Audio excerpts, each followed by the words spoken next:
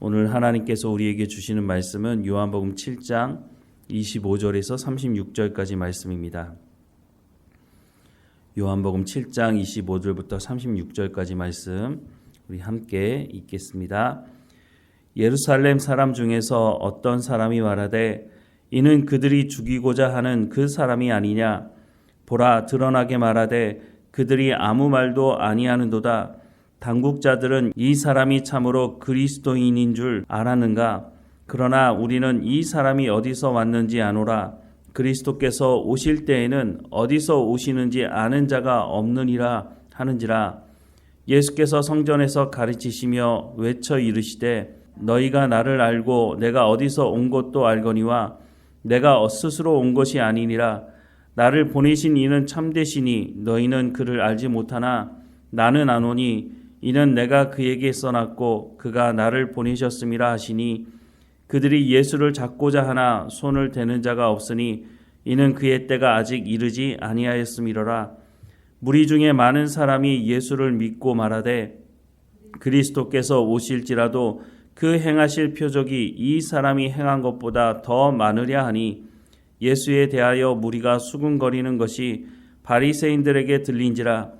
대제사장들과 바리새인들이 그를 잡으려고 아랫사람들을 보내니 예수께서 이르시되 내가 너희와 함께 조금 더 있다가 나를 보내신 이에게로 돌아가겠노라. 너희가 나를 찾아도 만나지 못할 터이요 나 있는 곳에 오지도 못하리라 하시니 이에 유대인들이 서로 묻되 이 사람이 어디로 가기에 우리가 그를 만나지 못하리요? 헬라인 중에 흩어져 사는 자들에게로 가서 헬라인을 가르칠 터인가? 나를 찾아도 만나지 못할 터이요 나 있는 곳에 오지도 못하리라 한 이 말이 무슨 말이냐 하니라. 아멘. 요한복음은 다른 복음서도 마찬가지이기도 하지만 예수님이 누구이신지를 분명히 명확하게 소개하고 있습니다. 첫 시작부터 그렇게 말씀을 하고 있죠. 요한복음 1장 1절에서 5절 말씀에 보면 태초에 말씀이 계시니라. 이 말씀이 하나님과 함께 계셨으니 이 말씀은 곧 하나님이시니라. 그가 태초에 하나님과 함께 계셨고 만물이 그로 말미암아 지은 바 되었으니 지은 것이 하나도 그가 없이 된 것이 없느니라. 그 안에 생명이 있었으니 이 생명은 사람들의 빛이라. 빛이 어둠에 비치되 어둠이 깨닫지 못하더라 라고 말씀을 하고 있습니다. 첫 시작부터 예수님이 말씀이라고 말씀하고 있고 말씀이신 그 예수님께서 이 땅에 오셨고 하지만 사람들은 예수님을 알아보지 못했다라고 말씀합니다. 무엇보다 예수님이 하나님이시라고 하는 것을 먼저 밝히고 있고 예수님이 말씀으로 천지 창조 때에 함께 동참하셨다라고 말씀을 하고 있습니다. 9절부터 11절 말씀에 보면 참빛 곧 세상에 와서 각 사람에게 비추는 빛이 있었나니 그가 세상에 계셨으며 세상은 그로 말미암아 지은 바 되었으되 세상이 그를 알지 못하였고 자기 땅에 오매 자기 백성이 영접하지 아니하였다라고 말씀을 하고 있습니다.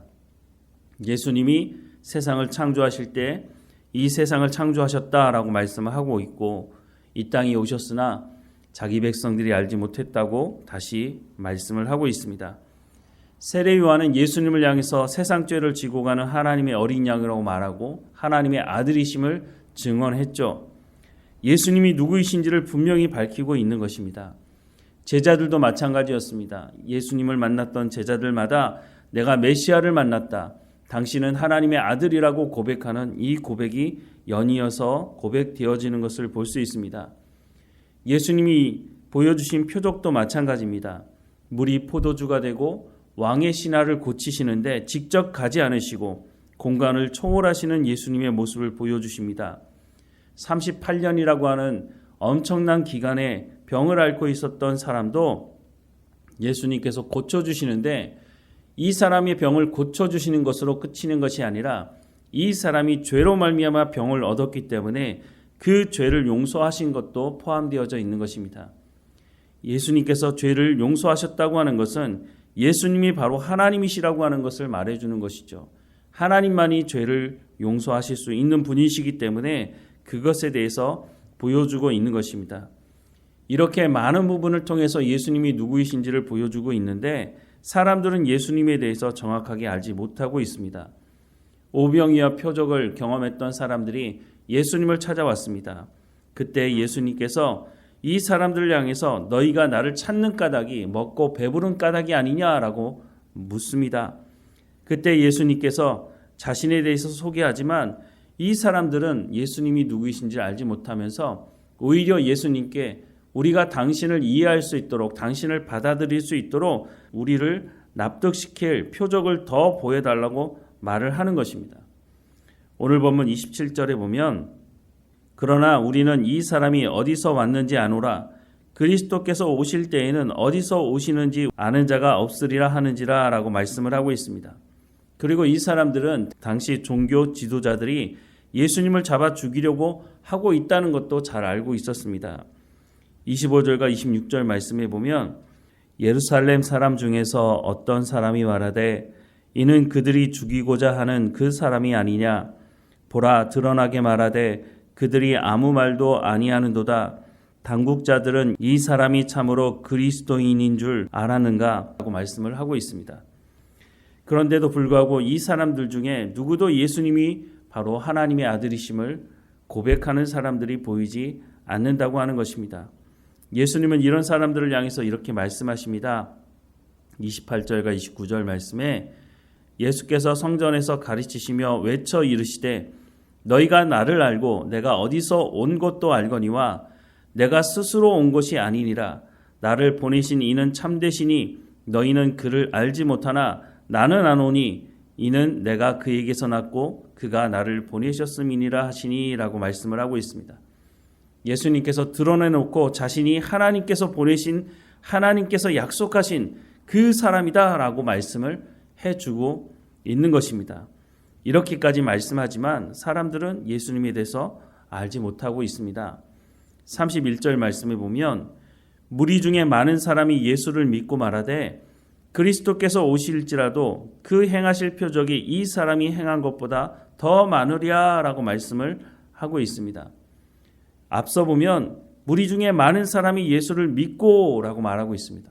그런데 그 뒤에 말을 보면 그리스도께서 오실지라도 그 행하실 표적이 이 사람이 행한 것보다 더 많겠느냐 라고 말하는 것이 정말 이 사람들이 예수님을 하나님의 아들로 믿고 있는 것인지 아니면 그냥 자신들에게 어떤 표적을 보여주고 자신들의 배를 불려주니까 그것을 보고 말하는 것인지 알기가 어렵습니다. 어찌되었든 그 당시에 살았던 종교 지도자들은 이런 말을 들으면서 예수님을 잡고자 더욱 노력하는 모습을 보게 됩니다. 과연 이 사람들이 메시아를 학수고대했던 그 사람들이 맞는가? 이 사람들이 구약에 기록된 하나님의 말씀을 기억하면서 하나님께서 말씀하신 메시아를 기다리고 있는 것인가? 라고 하는 의문을 가질 수밖에 없는 모습을 볼 수밖에 없는 것을 보게 됩니다. 이 사람들과 사마리아 여인을 비교해 보자면 어떻습니까? 누가 믿음이 있는 것입니까? 사마리아 사람들은 예루살렘 성전에 와서 예배도 드리지 못했던 사람들이었고 사람 취급도 받지 못했던 사람들이었습니다. 그런데 사마리아 여인이 예수님을 만나고 또 사마리아 사람들에게 예수님께서 말씀을 전하실 때 예수님을 통해서 전해지는 하나님 말씀을 더 듣고자 하여서 예수님을 더 머무르게 했던 그 사람들과 오늘 본문에 등장하는 예루살렘에 있는 사람들, 종교적인 열심이 대단했던 이 사람들과 과연 비교해 봐서 누구의 믿음이 좋다고 말을 할 수 있는가 하는 생각을 해보게 됩니다. 예수님은 자기의 때가 이르지 않았다고 하는 것을 말씀하고 있습니다. 그래서 많은 사람들이 예수님을 잡으려고 했지만 잡을 수 없었다라고 하는 것을 말씀해 주고 있습니다. 오늘 우리는 예수님을 한 번만 봤으면 좋겠다라는 생각을 할 때가 있습니다. 그렇게 기도하시는 분들도 계시죠. 그런데 과연 예수님을 직접 보고 예수님의 말씀을 직접 듣는다면 우리가 정말 예수님을 믿을 수 있을까 하는 의문을 오늘 본문을 통해서 보게 됩니다. 종교적인 열심이 대단했던 사람들이 예수님의 말씀을 직접 듣고 예수님을 만나고 예수님께서 행하시는 그 표적을 직접 봄에도 불구하고 예수님이 누구인지 모르고 예수님을 잡아 죽이려고 했던 이 사람들 속에 우리도 포함되지 않을까 하는 생각을 해보게 됩니다. 중요한 것은 내가 생각하는 메시아, 내가 생각하는 구원자가 아니라 성경에서 말씀하는 구원자가 누구이신지, 하나님께서 보내시기로 약속하신 그 약속을 이루시는 구원자 메시아가 누구인지를 우리가 알아야 예수님께서 오셨을 때 그 예수님을 알아차릴 수가 있다고 하는 것입니다. 자신의 생각, 자신의 경험을 가지고 예수님을 바라보게 되면, 자신의 만족을 채우지 못하게 되면, 그러면 예수님을 구원자로, 메시아로 인정할 수 없게 되는 것이죠. 오늘 이 시대도 마찬가지입니다. 우리가 그래서 성경의 말씀에 귀를 기울여야 하는 것입니다.